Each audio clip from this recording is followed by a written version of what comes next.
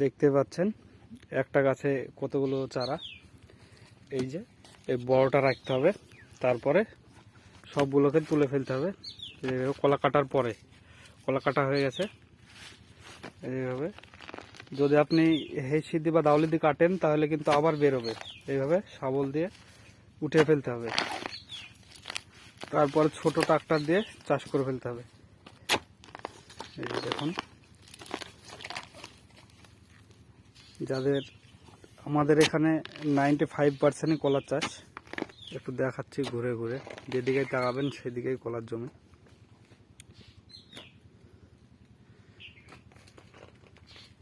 Ninety 95% কলার চাষ। এই যে এইভাবেই তুলে ফেলতে হবে প্রত্যেক গাছেরই। একটা গাছে মোটামুটি 8-10টা করে আছে। প্রত্যেকটা যদি রাখেন তাহলে কিন্তু গাছের মেন গাছটার গতি কমে যাবে। এই যে একটাই থাকলো।